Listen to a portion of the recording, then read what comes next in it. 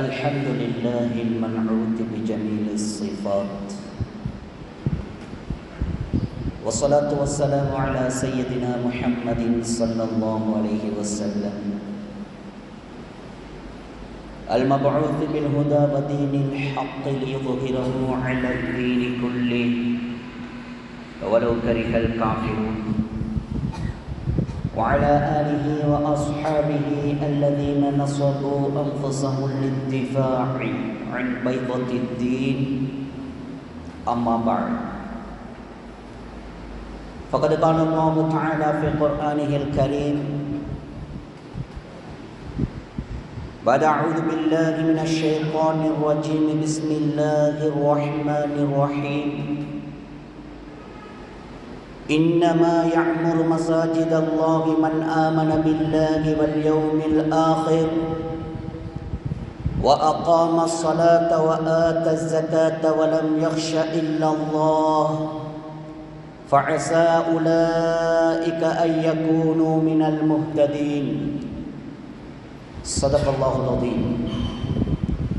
விரிந்த விண்ணையும் பரந்த மண்ணையும் படைத்து விண்ணிலே விண்மீன்களையும் மண்ணிலே மனித ஜீவராசிகளையும் படைத்து பரிபாலித்துக் கொண்டிருக்கக்கூடிய நாயன் அல்லாஹ் சுப்ஹானஹு வ தஆலாவுக்கே புகழ் அனைத்தும். அல்ஹம்துலில்லாஹ். சத்தியத்தின் தூதர், சன்மார்க்கத்தின் போதகர், சாந்தி மதம் ஏந்தி வந்த சாந்தி நபி ஸல்லல்லாஹு அலைஹி வஸல்லம் அவர்கள் மீதிலும், இஸ்லாம் எனும் சாம்ராஜ்யத்தை கட்டி எழுப்புவதற்காக வேண்டி தங்களுடைய இன்னுயிர்களை எல்லாம் மயிர்களாக மதித்து கற்களாக பாவித்த உத்தம ஸஹாபாக்கள், தாபிஊன்கள், தபை தாபிஊன்கள், மேலும் கியாமத்து நாள் வரும் வரைக்கும் அல்லாஹ் சுப்ஹானஹு வ தஆலாவின் மூலமாக இப்பூலோகுக்கு அறிமுகம் செய்யப்பட்டவனுடைய உன்னதமான தீனை அதன் உண்மையான வடிவில் யார் யார் எல்லாம் எடுத்து நடப்பார்களோ அப்படிப்பட்ட அத்துணை நல்லடியார்கள் மீதிலும் அல்லாஹ்வின் சாந்தியும் சமாதானமும் என்றென்றும் உண்டாவதாக. புனிதமிக்க ஒரு தினத்திலே அல்லாஹ்வினால் கடமையாக்கப்பட்டவனுடைய ஃபர்லான கடமையை நிறைவேற்றுவதற்காக வேண்டி தூய்மையான உள்ளங்களுடன் இஅ்திகாஃபுடைய நியத்துடன் அல்லாஹ்வின் இல்லமாம் பள்ளி வாயிலே ஒன்று கொள்வி இருக்கும் அல்லாஹ்வின் நல்லடியார்களே, இஸ்லாமிய வாணிப நெஞ்சங்களே, ஆரம்பமாக எம்மை படைத்து பரிமாணித்துக் கொண்டிருக்கக்கூடிய நாயன் அல்லாஹ் சுப்ஹானஹு வ தஆலாவை அனுதினமும் பயந்து, விசேஷமாக நாம் தனிமையில் இருக்கின்ற சந்தர்ப்பங்களிலும் கூட அல்லாஹ்வினால் ஹராமாக்கப்பட்ட பாவமான காரியங்களை செய்து நாசத்தில் வீழ்ந்து விடாமல் அவனை உண்மையான முறையில் தக்வா செய்து பயந்து பணிந்து நடந்து கொள்ளுமாறு முதற்கண் அடியேனுக்கும் அப்பால் உங்களுக்கும் அந்த உண்மையான தக்குவாவை கொண்டு வன்மையாக வசியத் செய்து கொள்கின்றேன். நஸீஹத் எனும் நற்கட்டளை பிறப்பிக்கின்றேன். அன்பார்ந்த மேலான பெரியோர்களே, சகோதரர்களே,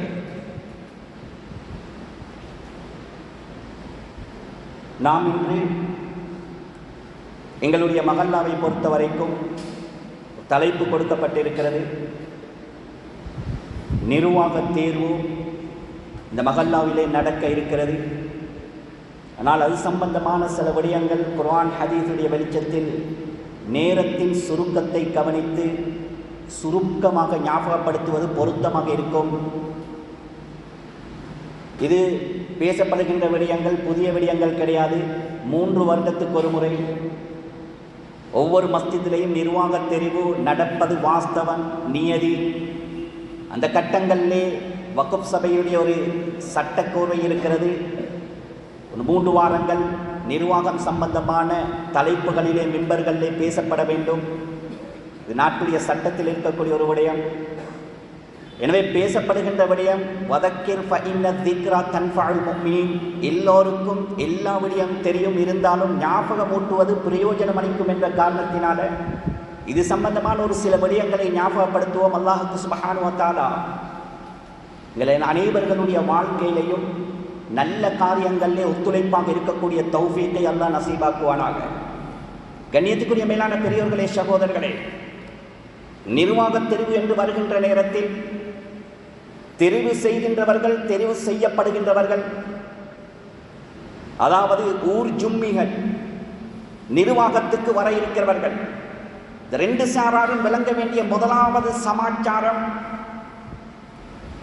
மஸ்ஜித் அல்லாஹ்வுடைய மாளிகை என்று வரும்போது அதனுடைய மகத்துவம் என்ன, அதனுடைய சிறப்பு என்ன, அதனுடைய அந்தஸ்து என்ன, இதனுடைய கண்ணியம் என்ன, இதை முதலாவது விளங்க வேண்டிய ஒரு கடமைப்பாடு எங்களுக்கு இருக்கிறது. சொன்னார்கள் ரசூலுல்லாஹி ஸல்லல்லாஹு அலைஹி வஸல்லம் அவர்கள், அஹப்புல் பிலாதி இலல்லாஹ் மசாஜிதுஹா, ஊர்களில் அல்லாஹ்வுக்கு விருப்பமான இடம் மஸ்ஜிதுகள். வ அப்கலுல் பிலாதி இலல்லாஹ் அஸ்வாகுஹா, அல்லாஹ்வுக்கு வெறுப்பான இடம் கடை தெருவுகள், பஜார்கள் என்றார்கள் மாணவி ஸல்லல்லாஹு அலைஹி வஸல்லம் அவர்கள். கண்ணியத்துக்குரிய மேலான பெரியோர்களே, சகோதரர்களே, உலகத்திலே முதலாவது கட்டப்பட்ட ஆலயம் கஅபத்துல்லாஹ். இந்த உலகத்தை அல்லாஹ் 6 நாட்களில் படைத்தான். அண்ட சராசரங்கள். ஞாயிற்றுக்கிழமை ஆரம்பித்தான், வெள்ளிக்கிழமை அசரு வரைக்கும் மனிதனுக்கு தேவையான ஒட்டுமொத்தமான படைப்பினங்களையும் அல்லாஹ் படைத்து முடித்தான். ஹதீஸுடைய கருத்து வருகிறது, உலகத்தை அல்லாஹ் ஞாயிற்றுக்கிழமை, திங்கட்கிழமை 2 நாட்கள் அவகாசம் எடுத்தான் இந்த பூமியை படைப்பதற்காக வேண்டி. சொன்னார்கள் ரசூலுல்லாஹி ஸல்லல்லாஹு அலைஹி வஸல்லம், உலகத்தை படைக்க எத்தனித்த நேரத்தில் படைத்த ரப்புல் ஆலமீன் முதலாவது படைத்தது கஅபத்துல்லாஹ்வுடைய அஸ்திவாரம் இருக்கக்கூடிய இடத்தை தான் முதலாவது படைத்தான். சொன்னார்கள் ரசூலுல்லாஹ், அதிலிருந்துதான் சுருட்டப்பட்ட பாய் விரிக்கப்படுவது போன்று அல்லாஹ் சுப்ஹானஹு வ தஆலா கஅபத்துல்லாஹ்வுடைய அஸ்திவாரத்தில் இருந்துதான் இந்த உலகத்தை விரித்து படைத்தான் என்றார்கள் மாநபி ஸல்லல்லாஹு அலைஹி வஸல்லம். சாதாரணமான விடயம் அல்ல. முதல் ஆலயத்தை அல்லாஹ் கட்டுவதற்கு மனித சமுதாயத்தில் தேர்ந்தெடுத்த உத்தமர்கள் சாதாரணமான ஆட்கள் அல்ல. கண்ணியமானவர்களே, உலகத்தில் 3 சிறந்த மஸ்ஜிதுகள் இருக்கின்றன. மஸ்ஜிதுல் ஹராம், கஅபத்துல்லாஹ், பைத்துல் முகத்தஸ், மஸ்ஜிதுல் அக்ஸா பிலஸ்தீனில் உள்ளது. 3வது மஸ்ஜிதுன் நபவி. இந்த 3 பெரும் பள்ளிவாசல்களும் முஸ்லிம்களால் மறக்க முடியாத ஆச்சரியமான பள்ளிவாசல்கள். இந்த 3ம் கட்டப்பட்டது கண்ணியமானவர்களே சாதாரணமானவர்களை கொண்டு அல்ல, நபிமார்களை கொண்டு அல்லாஹ் கட்டினார். இந்த 3 மஸ்ஜிதுகளையும் நிர்வகித்தது அல்லாஹ் முப்பெரும் ரசூல்மார்களை கொண்டு நிர்வகித்தார். எங்கள் அனைவர்களுக்கும் தெரியும், கஅபத்துல்லாஹ் முதலாவது கட்டியது ஹஜ்ரத் ஆதம் அலைஹிஸ்ஸலாத்து வஸ்ஸலாம். சரித்திரம் நீளமானது, தேவையான விடயத்தை மட்டும் பேசுகிறேன். அதற்கு முன்னால் ஜின்கள் கட்டினார்கள், மலக்குமார்கள் கட்டினார்கள் என்பதெல்லாம் ஹதீஸ்கள் இருக்கிறது. எங்களுக்கு தேவையான பாயிண்ட், முதலாவது கட்டியது ஹஜ்ரத் ஆதம். அதற்கு பின்னால் நூஹ் அலைஹிஸ்ஸலாத்துடைய வெள்ள பிரளயத்திலே கஅபத்துல்லாஹ் உயர்த்தப்பட்டது, அஸ்திவாரம் இருந்தது. ஹஜ்ரத் இப்ராஹிம் அலைஹிஸ்ஸலாத்து வஸ்ஸலாம், ஹஜ்ரத் இஸ்மாயில் அலைஹிஸ்ஸலாத்து வஸ்ஸலாம் 2 பேரும் சேர்ந்து திரும்ப கஅபத்துல்லாவை கட்டி எழுப்பினார்கள். 2வது கட்டப்பட்ட மஸ்ஜித் பைத்துல் முகத்தஸ். 2 ரிவாயத் வருகிறது. இதற்கு முதலாவது அஸ்திவாரம் இட்டவர்கள் ஒரு ரிவாயத்தின் படி ஹஜ்ரத் இப்ராஹிம் அலைஹிஸ்ஸலாத்து வஸ்ஸலாம், 2வது ரிவாயத்தின் படி இந்த மஸ்ஜிதுக்கு அஸ்திவாரம் இட்டவர்கள் ஹஜ்ரத் யாக்கூப் அலைஹிஸ்ஸலாத்து வஸ்ஸலாம். ஆனால் இந்த மஸ்ஜிதை கட்டி முடித்தவர்கள் ஹஜ்ரத் சுலைமான் அலைஹிஸ்ஸலாத்து வஸ்ஸலாம். ஆச்சரியமான விதத்தில் ஜின்களை வைத்து இந்த பிரம்மாண்டமான பைத்துல் முகத்தஸை கட்டி முடித்தார்கள். 3வது மஸ்ஜிதுன் நபவி, கண்மணி முஹம்மது முஸ்தபா ஸல்லல்லாஹு அலைஹி வஸல்லம் மக்காவில் இருந்து ஹிஜ்ரத் பயணத்தை மேற்கொண்டு குபாவுக்கு போய் அந்த குபாவிலே முதலாவது கட்டியதும் பள்ளிவாசல் மஸ்ஜிது குபா. ஹஜ் உம்ரா போனவர்கள் அந்த பள்ளிவாசலுக்கு போகாமல் வருகின்ற சரித்திரம் கிடையாது. 4 நாட்கள் அந்த குபா என்ற குக்கி கிராமத்திலே ரசூலுல்லாஹ் தங்கினார்கள். முதலாவது கட்டியது சொந்த வீடு அல்ல, ரப்புடைய மஸ்ஜித், மஸ்ஜிதே குபா. ரசூலுல்லாஹ்வுடைய திருக்கரத்தினால் கட்டினார்கள். இரண்டாவது 4 நாட்களுக்கு பின்னால் அங்கிருந்து கிட்டத்தட்ட 3.5 கிலோமீட்டர் நடை போட்டார்கள் மஸ்ஜிதுன் நபவி. மதீனாவுடைய போர்டருக்குள்ளே நுழைந்ததற்கு பின்னாலும் ரசூலுல்லாஹ் சொந்த வீட்டை யோசிக்கவில்லை, சொந்த தரிப்பிடத்தை யோசிக்கவில்லை. முதலாவது மதீனத்துல் முனவ்வராவிலே ரசூலுல்லாஹ்வுடைய திருக்கரத்தினால் கட்டப்பட்ட ஆச்சரியமான மஸ்ஜித் மஸ்ஜிதுன் நபவி ரசூலுல்லாஹ்வுடைய திருக்கரத்தினால் உழைப்பினால் கட்டப்பட்டது. கண்ணியத்துக்குரிய மேலான பெரியவர்களே, சகோதரர்களே, சொல்ல வருகின்ற விடயம், உலகத்திலே கண்களாக பார்க்கப்படுகின்ற 3 மஸ்ஜிதுகளும் கட்டியவர்கள் ரசூல்மார்கள், நிர்வகித்தவர்கள் ரசூல்மார்கள், சாதாரணமானவர்கள் அல்ல என்பதை வைத்து உலமாக்கள் எழுதுகிறார்கள். மஸ்ஜிதுகளுடைய பொறுமதி எப்படிப்பட்ட பொறுமதி என்பதை சமூகம் விளங்க வேண்டும் என்பதற்காக உலமாக்கள் எழுதுகிறார்கள். கண்ணியமானவர்களே, உலகத்துக்கு ரஹ்மத் இறக்கப்படுகிறது சொன்னார்கள் ரசூலுல்லாஹ். ஒவ்வொரு நாளும் 120 ரஹ்மத்துகள் 120 ரஹ்மத்துகள் கஅபத்துல்லாஹ்வுக்கு இறக்கப்படுகிறது. கஅபத்துல்லாஹ்வுக்கு இறக்கப்படுகிறது. அங்கிருந்துதான் அந்த ரஹ்மத்துகள் பிரித்து உலகத்தில் எத்தனை லட்சக்கணக்கான மஸ்ஜிதுகள் இருக்கின்றனவோ அத்துணை லட்சக்கணக்கான மஸ்ஜிதுகளுக்கும் அல்லாஹ்வுடைய ரஹ்மத் பிரித்து அனுப்பப்படுகிறது. இதனால்தான் மஸ்ஜிதுக்குள்ளே நுழையும் போது ஓதுகின்ற துஆ எங்கள் அனைவர்களுக்கு தெரியும். அல்லாஹும்ம ஃப்தஹ் லி அப்வாப ரஹ்மத்திக்,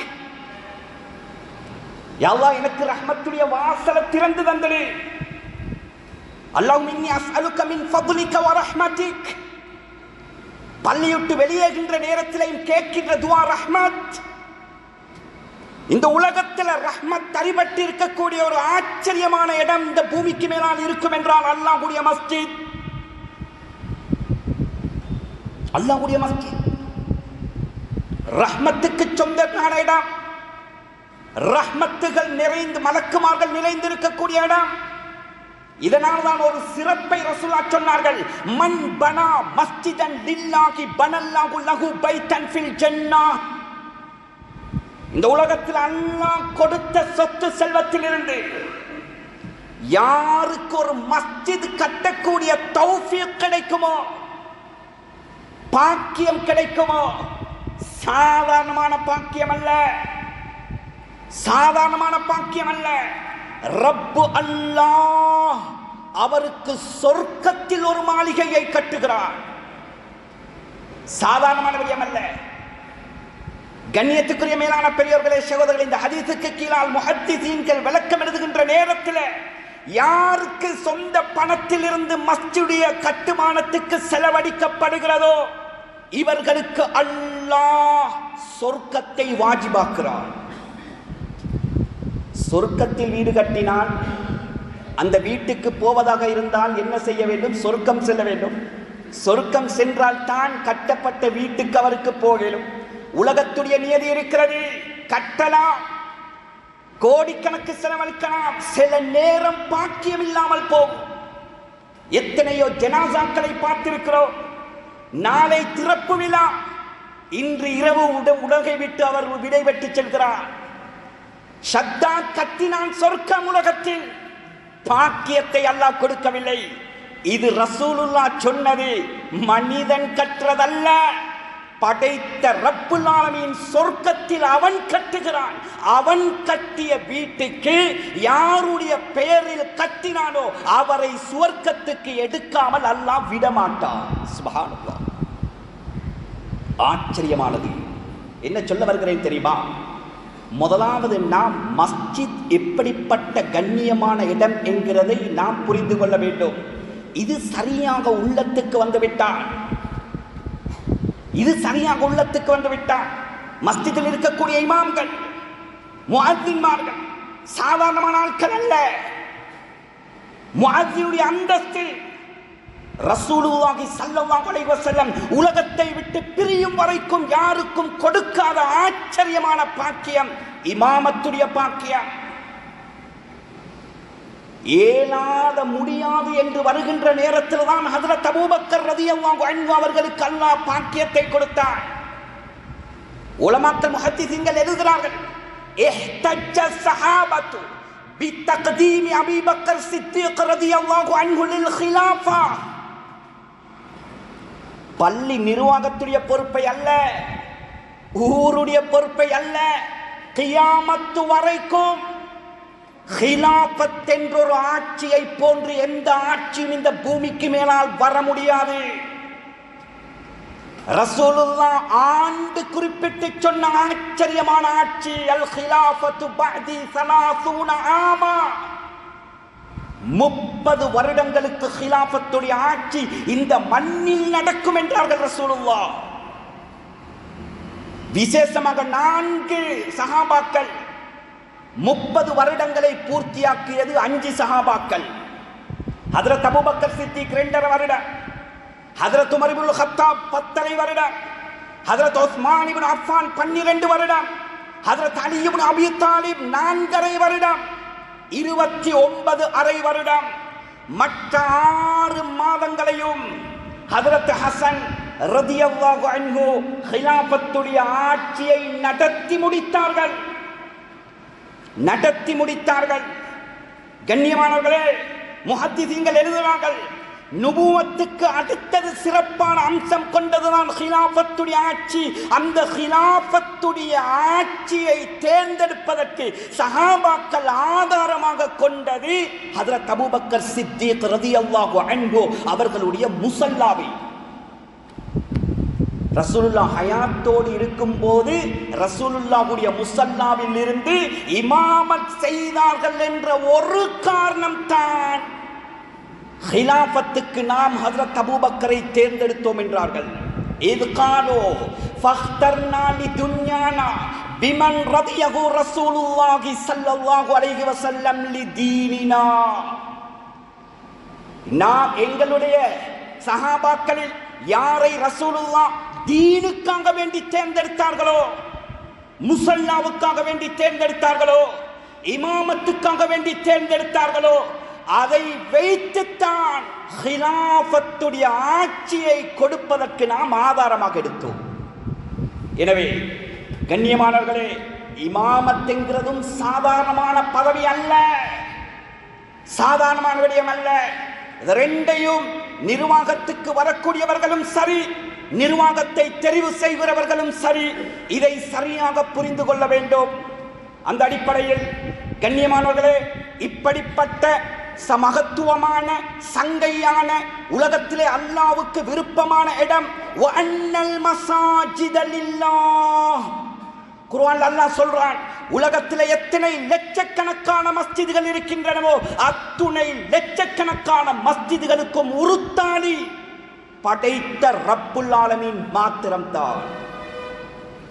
மஸ்ஜித் அவனுக்கு சொந்தமானது, அவனுடைய வீடு என்று அல்லாஹ் சொல்கிறான். லில்லாஹ், அல்லாஹ்வுக்கு சொந்தமானது அல்லாஹ்வுடைய மஸ்ஜித். யாருக்கும் உரித்து கொண்டாட முடியாது.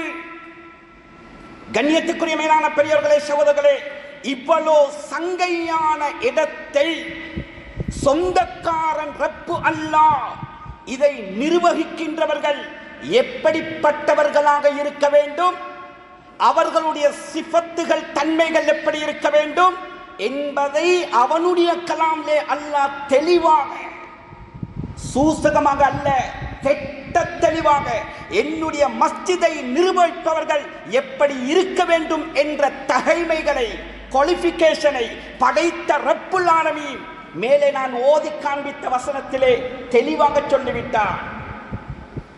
கண்ணியமானவர்களே, சில ஆயத்துக்களை ஆராய்ச்சி செய்கின்ற நேரத்தில் அல்லாஹ்வுடைய ஹிக்மத்தும் நுட்பமும் சுப்ஹானல்லாஹ் ஆச்சரியத்திலேயும் ஆச்சரியமானது, ஆச்சரியத்திலேயும் ஆச்சரியமானது. ரப்பு பேசுகிறான், இன்னமா யஅமுரு மஸாஜிதல்லாஹ், அல்லாஹ்வுடைய மஸ்ஜிதுகளை நிர்வகிப்பவர்கள் எப்படி இருக்க வேண்டும் தெரியுமா? எல்லோருக்கும் தெரியும். அகீதா சம்பந்தப்பட்ட ஒரு செக்ஷன் இருக்கிறது மார்க்கத்தில், இபாதத் சம்பந்தப்பட்ட ஒரு சைடு இருக்கிறது, பக்கம் இருக்கிறது. ஈமான் சம்பந்தப்பட்ட ஒரு பக்கம் இருக்கிறது, அமல் இபாதத் சம்பந்தப்பட்ட ஒரு பக்கம் இருக்கிறது. கண்ணியமானவர்களே, ஈமான் சம்பந்தப்பட்ட விடயங்கள் எல்லோருக்கும் தெரியும். பள்ளிக்கூடத்திலே கிளிப்பிள்ளை போன்று பாடமாக்கிய விடயம். ஈமான் கொள்ள வேண்டிய விடயங்கள் 6, ஆமன்து பில்லாஹி வ மலாயிகத்திஹி வ குதுபிஹி வ ருசுலிஹி வல் யௌமில் ஆகிர் வல் கத்ரி கைரிஹி வ ஷர்ரிஹி மினல்லாஹி தஆலா. இந்த இடத்தில் அல்லாஹ் பள்ளியை நிர்வகிக்கின்றவர்களுக்கு இருக்க வேண்டிய குவாலிஃபிகேஷனில் ஈமானையும் டச் பண்றான், இபாதத்தையும் டச் பண்றான். ஆச்சரியமான விளக்கம் எழுதுகிறார்கள்.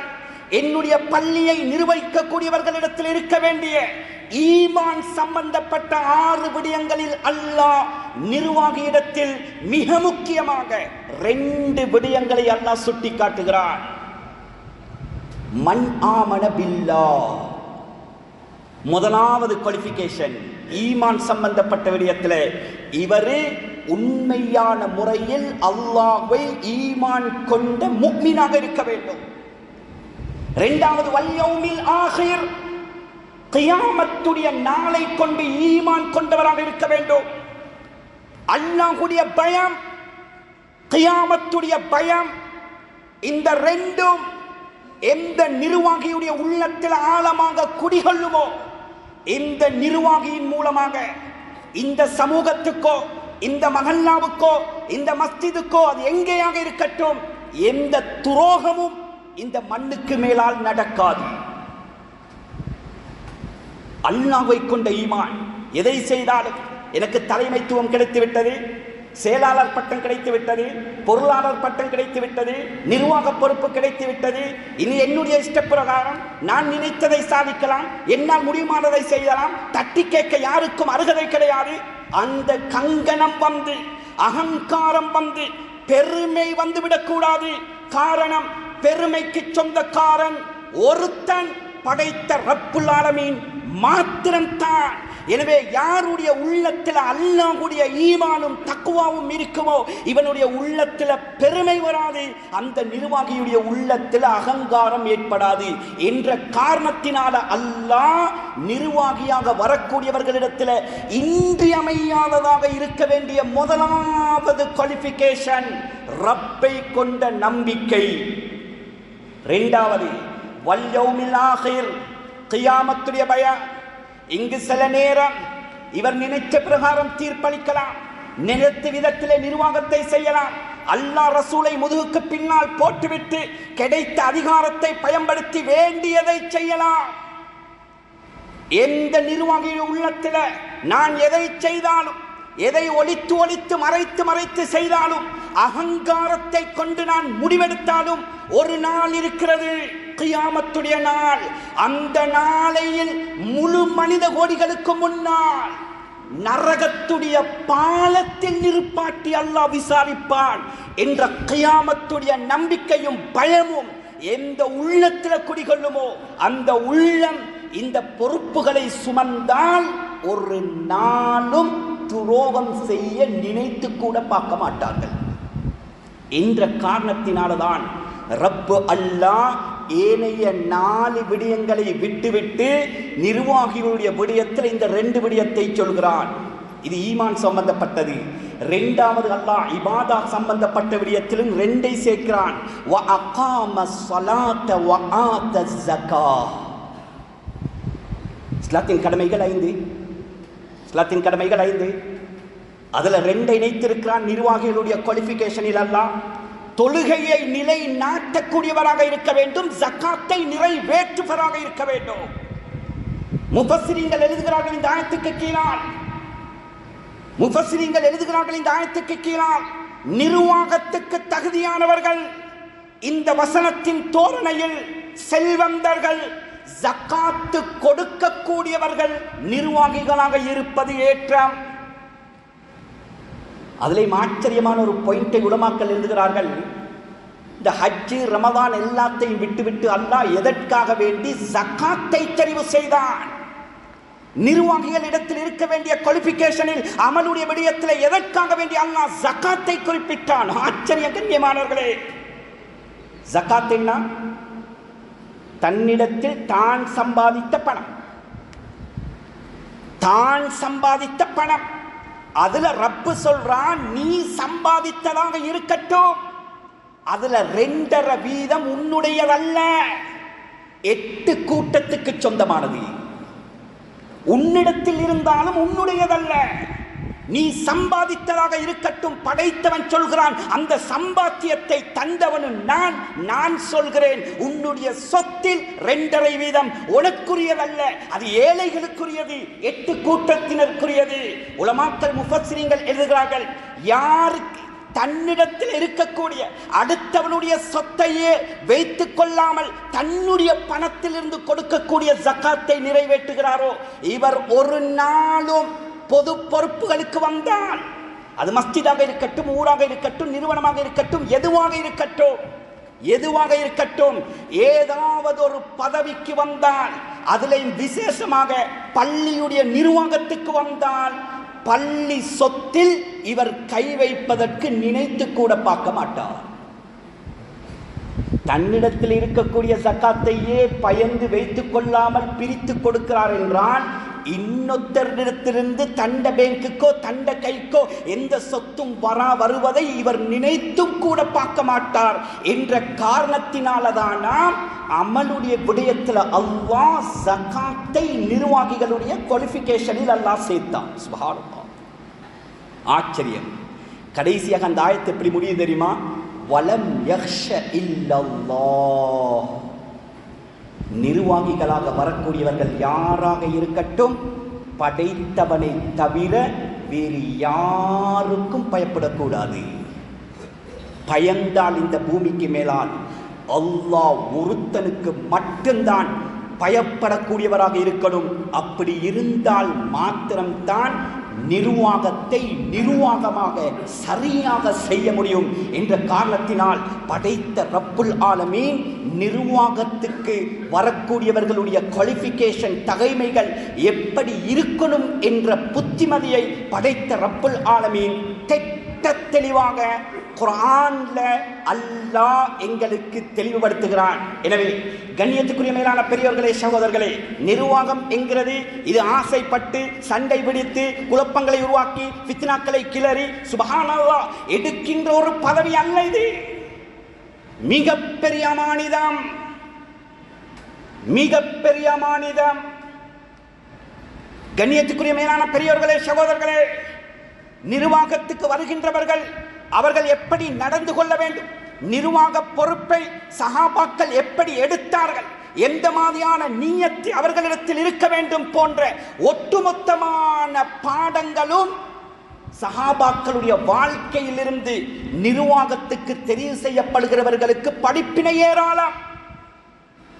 ஹிலாஃபத்துடைய ஆட்சியாக இருக்கட்டும், ஹஜ்ரத் அபூபக்கர், ஹஜ்ரத் உமர் கூட விரும்பி இந்த பதவியை எடுத்த சரித்திரம் கிடையாது. விரும்பி எடுத்த சரித்திரம் கிடையாது. ஹஜ்ரத் அபூபக்கர் சித்திக் ரலியல்லாஹு அன்ஹு, கண்ணியத்துக்குரிய மேலான பெரியோர்களே, சகோதரர்களே, அவர்களுடைய பெயர் முன்மொழியப்பட்ட நேரத்தில் முதலாவது மறுத்தார்கள். நான் தகுதி கிடையாது, நான் தகுதி கிடையாது. என்னை விட தகுதியானவர் ஹஜ்ரத் உமர், ஃபபாயிஉ, ஹஜ்ரத் உமரை பைஅத் செய்யுங்கள் என்றார்கள். ஹஜ்ரத் அபூபக்கர் சித்திக் ரலியல்லாஹு அன்ஹு பயந்தார்கள். பொறுப்பை எடுக்க, நிர்வாகத்துடைய பொறுப்பு என்கிறது நான் சொல்ல வருகின்ற விடயம் கேட்டு ஏற்படுத்தி பிளான்கள் அமைச்சு ஆசைப்பட்டு எடுக்கிற பொறுப்பல்ல. எங்களை தேடி வரணும், நீங்க தான் சரி எடுக்கணும் செய்யணும் என்று தேடி வரணும், பயந்து பயந்து எடுக்கணும். ஹஜ்ரத் உமர் ரலியல்லாஹு அன்ஹு இஸ்தஅமல பிஷ்ர் இப்னு ஆசிம் அலா சதகாத்தி ஹவாஸின். ஹஜ்ரத் உமர் இப்னு கத்தாப் ரலியல்லாஹு அன்ஹு அவர்களுடைய ஆட்சி காலத்தில் பிஷ்ர் இப்னு ஆசிம் ரலியல்லாஹு அன்ஹு அவர்களை ஹவாஸின் கோத்திரத்திலே இருக்கக்கூடிய ஜகாத்தை வசூலிப்பதற்காக வேண்டி நியமித்தார்கள், பொறுப்பு கொடுத்தார்கள். ஃபதஹல்லஃப பிஷ்ர், ஹஜ்ரத் பிஷ்ர் ரலியல்லாஹு அன்ஹு அவர்கள் இந்த பொறுப்பை எடுக்கவில்லை, தலைமறைவாகிவிட்டார்கள், ஆளை காணவில்லை. ஹஜ்ரத் உமர் ஃபலக்கியஹு உமர் ரலியல்லாஹு அன்ஹு, அமீருல் முஃமினீன் ஹஜ்ரத் உமர் ஹஜ்ரத் பிஷ்ர் ரலியல்லாஹு அன்ஹு அவர்களை சந்தித்து கேட்டார்கள். ஃபகால மா ஹல்லஃபக அமாலனா சம்உன் வ தாஆ. பிஷ்ர், நான் போட்ட கட்டளை உங்களுக்கு ஞாபகம் இல்லையா? ஏன் தாமதம்? ஏன் உங்களை காணவில்லை? எதற்காக தலைமறைவோ? எங்களுடைய கட்டளைக்கு நீங்கள் அடிபணிய மாட்டீங்களா? காலபலா. ஹஜ்ரத் பிஷ்ர் ரலியல்லாஹு அன்ஹு சொன்னார்கள், அமீருல் முஃமினீனே, தவறாக நினைத்து விட வேண்டாம். உங்களுடைய வார்த்தை எங்களுடைய தலைக்கு மேலா. நீங்கள் எங்களுடைய அமீர், ஹலீஃபா, உங்களுக்கு வழிபடுவது கட்டாயம். அதுவல்ல என்னை பிற்படுத்திய அமீருல் முஃமினீனே. ஹஜ்ரத் பிஷ்ர் ரலியல்லாஹு அன்ஹு அவர்கள் சொன்னார்கள், வலாக்கின் சமிஅத்து ரசூலுல்லாஹி ஸல்லல்லாஹு அலைஹி வஸல்லம் யகூல் மன் உல்லிய ஷைஅன் மின் அம்ரில் முஸ்லிமீன் உத்திய பிஹி யௌமல் கியாமத்தி ஹத்தா யூகஃப அலா ஜிஸ்ரி ஜஹன்னம்.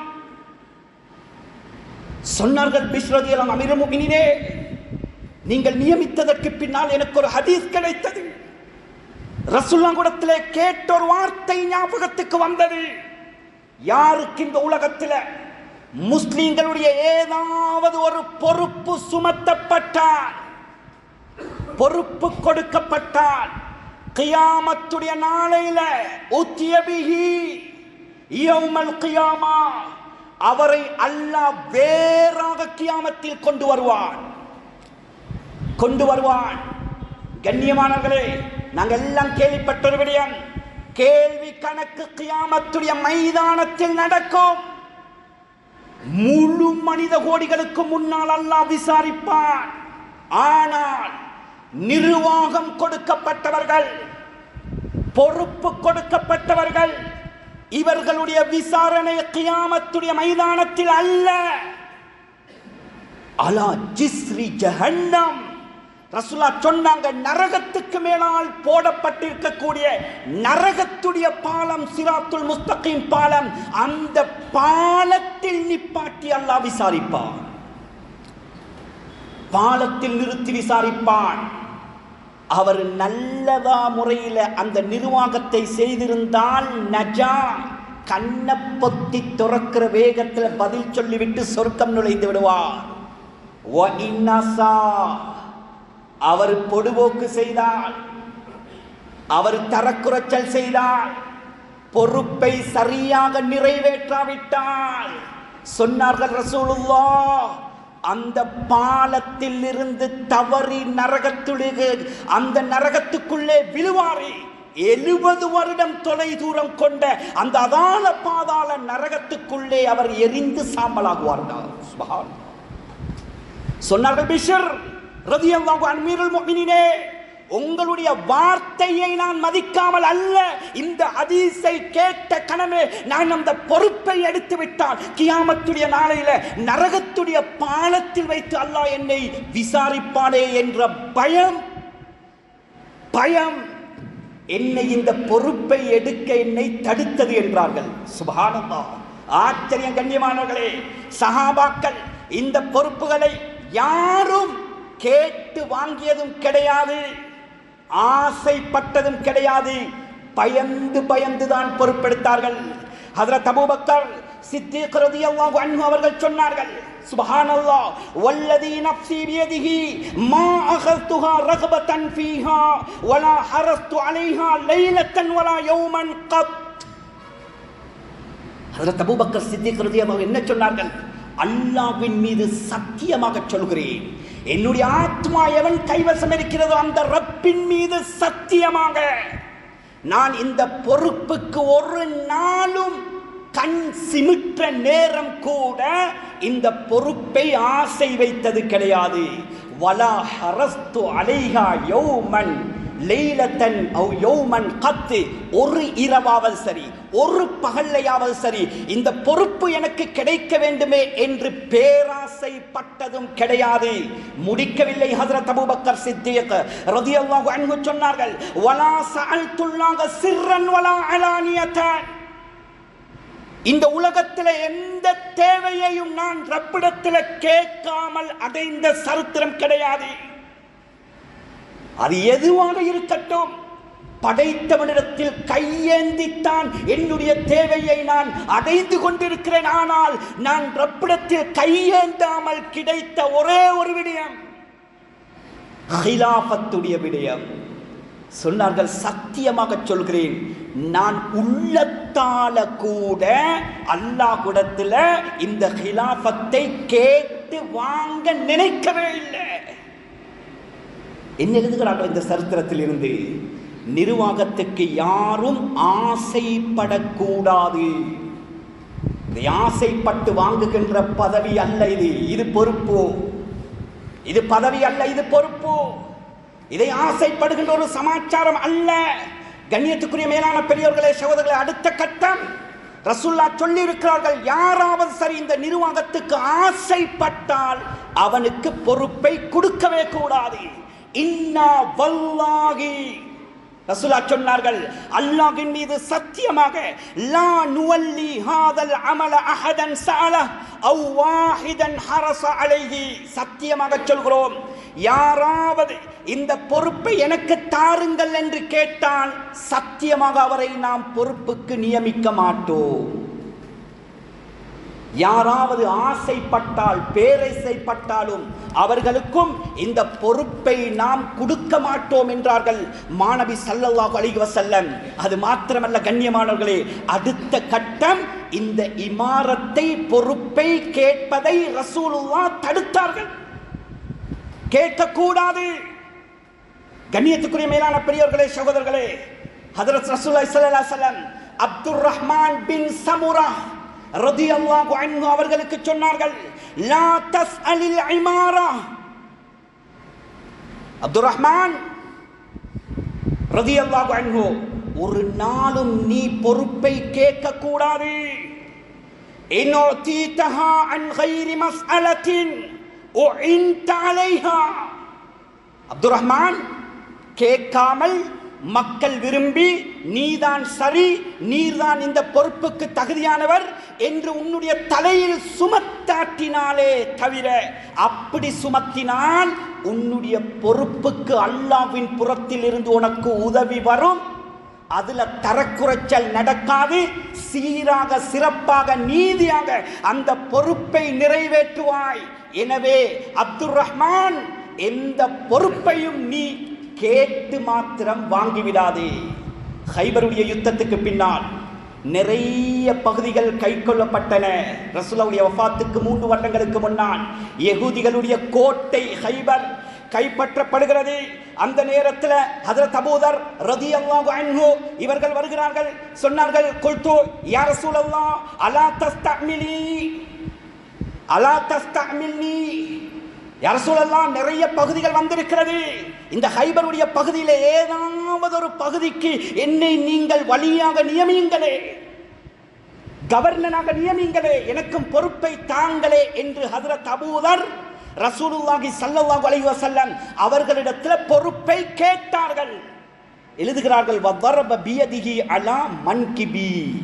கண்மணி ஸல்லல்லாஹு அலைஹி வஸல்லம் அவர்கள் கோபப்பட்டு என்னுடைய தோள் புஜத்தில் அடித்து சொன்னார்கள், சும்ம கால யா அபூதர் இன்னக ضعيف, நீ பலகீனமானவன்.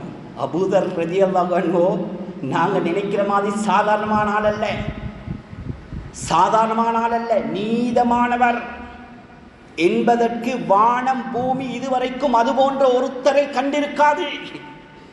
அவ்வளோ ஆச்சரியமான சஹாபி. அந்த சஹாபியை பார்த்து ரசூலுல்லாஹ் சொன்னார்கள், இன்னக ضعيف, அபூதர் நீ பலகீனமானவர். வ இன்னஹா அமானா, பொறுப்பிருக்கிறதே மிகப்பெரிய அமானிதம், மிகப்பெரிய அமானிதம். வ அன்னஹா ஹிஸ்யுன் வ நதாமத்துன் இல்லா மன் அஹதஹா பிஹக்கிஹா வ அத்தல்லதி அலைஹி ஃபீ, ரவாஹு முஸ்லிம். சொன்னார்கள் ரசூலுல்லாஹி ஸல்லல்லாஹு அலைஹி வஸல்லம், அபூதர், இந்த பொறுப்பிருக்கிறது, இது கை சேதம், இது நஷ்டம். யார் அந்த பொறுப்பை சுமந்து சரியாக நிறைவேற்றினார்களோ அவர்களை தவிர இந்த பொறுப்பிக்கிறே உலகத்திலையும் கியாமத்திலையும் உனக்கு கை சேதத்தையும் நஷ்டத்தையும் கொண்டு வந்து சேர்க்கும்.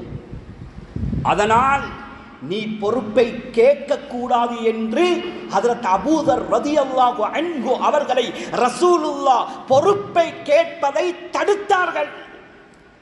எனவே கண்ணியத்துக்குரிய மேலான பெரியோர்களே, சகோதரர்களே, சொல்ல வருகின்ற விடயம், இத்தனை புத்திமதிகளும் சஹாபாக்களுடைய வாழ்க்கையிலே இருக்கிறது. சாதாரணமான விடயம் அல்ல. இதை ஆசை வைக்கக்கூடாது, இதை கேட்கக்கூடாது. எடுக்கின்றவர்கள் பயந்து பயந்து அல்லாஹ்வுடைய உதவியை நாடி கேட்க வேண்டும். ஹஜ்ரத் அபூபக்கர் சித்தீக் ரலியல்லாஹு அன்ஹு அவர்கள் என்ன சொன்னார்கள்? கண்ணியத்துக்குரிய மேலான பெரியோர்களே, சகோதரர்களே, சுமத்தாட்டப்பட்ட பொழுது உமர பையச் செய்யுங்க என்றார்கள். ஹஜ்ரத் உமர் சொன்னார், நான் ஹயாத்தோடு இருக்கும் வரைக்கும், நீங்கள் ஹயாத்தோடு இருக்கும் வரைக்கும் இந்த பொறுப்பை என்னால் சுமக்க முடியாது. ஒரு விடுத்தம், 2 விடுத்தம், 3 விடுத்தம் ஹஜ்ரத் அபூபக்கர் சொன்னதற்கு பின்னாலும் ஹஜ்ரத் உமர் சொன்னாங்க, அபூபக்கர் சித்திக் ரலியல்லாஹு அன்ஹு, இன்ன லக குவதி மஅ ஃபத்லிக்.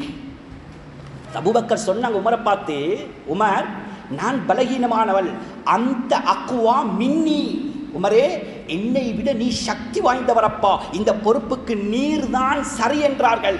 ஹஜ்ரத் உமர் சொன்னாங்க, இல்ல அந்த அஃதலு மின்னி. அபூபக்கர் சித்தீக் ரலியல்லாஹு, நீங்க என்னை விட சிறந்தவர், நீங்கள் தான் தகுதி.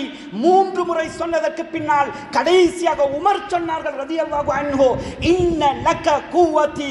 ஏ அபூபக்கர் சித்தீக் ரலியல்லாஹு அன்ஹு அவர்களே, உங்களோட சிறப்போடு சேர்த்து நீங்கள் நிர்வாகத்தை செய்கின்ற நேரத்தில் ஏண்ட குவத் உங்களுக்கு உதவியாக இருக்கும். ஃபபாயிஉ அபூபக்கர் ரலியல்லாஹு அன்ஹு, அபூபக்கர் ரலியல்லாஹு அன்ஹுவை பைஅத் செய்யுங்கள் என்று ஹஜ்ரத் உமர் கோஷமிட்டார்கள். அதற்கு பின்னால தான் ஹஜ்ரத் அபூபக்கருக்கு பைஅத் நடந்தது.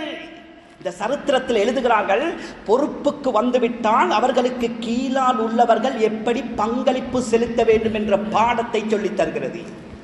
பொறுப்பு கொடுத்தாச்சு, நீங்க பார்த்துக்கோங்க, என்ன நடந்தாலும் நீங்க என்றதல்ல, சுமத்தாட்டப்படுகின்ற மற்ற அனைத்து உறுப்பினர்களும் பொறுப்பு கொடுக்கப்பட்டவர்களுக்கு ஒத்தாசையாக இருப்பதற்கு உதாரணம் எழுதுகிறார்கள். எனவே கண்ணியத்துக்குரிய மேலான பெரியவர்களே, ஹைர் அல்ஹம்துலில்லாஹ், கடைசியாக ஒரு விடயம், தெரிவு செய்கிறவர்களுக்கு மிக முக்கியமான விடயம். சமீபத்தில் ஒரு இடத்துக்கு போனேன், நிர்வாக தெரிவோ, போகும்போது பேசின நிர்வாகம் உங்களோட ஊரில் எப்படி நடக்குது சொன்னாங்க. ஹஜ்ரத் 12 வருஷமாக அடிபுடியில் தான் நிர்வாகம் போகிறேன், எப்போ பார்த்தாலும் பிரச்சனை. ஒரு கூட்டம் வரும், பள்ளி பக்கம் மலைக்கு கூட ஒதுங்கி இருக்க மாட்டார்கள். நிர்வாக தெரிவு என்று சொன்னால் முன்னால் வந்து உட்கார்ந்து விடுவார்கள்.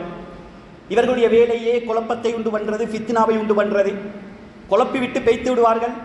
தெரிவு செய்யப்பட வேண்டிய நல்லவர்கள் தெரிவு செய்யப்படாமல் தகுதி இல்லாதவர்கள் தெரிவு செய்யப்படுகிறார்கள். ஒவ்வொரு கிட்டத்தட்ட 12 வருடமாக எங்களுடைய ஊரில் நிர்வாக தெரிவுக்கு அடிபுடி சண்டை சச்சரவு வருகிறது. ஜும்மா நிகழ்த்தப்படுகிறது. ஜும்மா முடிய சலாம் கொடுக்கிற நேரத்தில் அந்த 20-30 பேர் எழுப்பி செல்கிறார்கள்.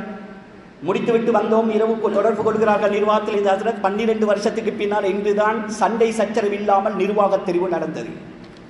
கண்ணியத்துக்குரிய மேலான பெரியோர்களே, சகோதரர்களே, நிர்வாக தெரிவு செய்கிறவர்களுக்கு ஒரு ஹதீஸை சொல்லி முடிக்கலாம் என்று நினைக்கிறேன். சொன்னார்கள் ரசூலுல்லாஹி ஸல்லல்லாஹு அலைஹி வஸல்லம், ஆரம்பத்தில் சொன்னேன், இது அமானிதம். ஊருடைய நலவு, மஸ்ஜிதுடைய நலவு, ஊருடைய முன்னேற்றம், மஸ்ஜிதுடைய முன்னேற்றம், ஊர் மக்களுடைய செழிப்பு, அமால் இபாதத்துடைய முன்னேற்றம், தொழில் துறவுகளுடைய முன்னேற்றம், குணங்களுடைய முன்னேற்றம், இது மட்டும்தான் பார்க்கப்பட வேண்டும். அதுக்கு தகுதியானவர் யார் என்பதைத்தான் தெரிவு செய்யப்பட வேண்டும். தன்னுடைய சொந்தக்காரன், தன்னுடைய ஆட்சியில் இருப்பவன், தனக்கு தன்னுடைய நண்பன், சுப்ஹானல்லாஹ், அல்லாஹ் பாதுகாக்க வேண்டும். கண்ணியமானவர்களே, இந்த நோக்கத்தில் மாத்திரம் யார் யாரெல்லாம் நிர்வாகத்தை தெரிவு செய்தார்களோ, இந்த ஹதீஸை நீங்கள் கேள்விப்பட்டிருப்பீர்களோ தெரியாது, ஹாக்கிம்ல பதிவு செய்யப்பட்ட ஹதீஸ். இந்த ஹதீஸோடு நான் ஜும்மாவை முடிக்கிறேன். சொன்னார்கள் ரசூலுல்லாஹி ஸல்லல்லாஹு அலைஹி வஸல்லம், மன் புல்லிய மின் அம்ரில் முஸ்லிமீன ஷைஅன் ஃபஅம்மர அலைஹிம் அஹதன் முஹாபாத்தன். நிர்வாக தெரிப்பு நடக்க போகிறது.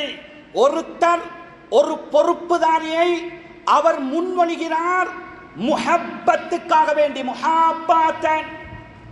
முஹப்பத்துக்காக வேண்டி, தன்னுடைய நப்சுக்காக வேண்டி நான் முஹப்பத் வைத்திருக்கிறேன் என்ற காரணத்தினால அவரவர உடப்படாது.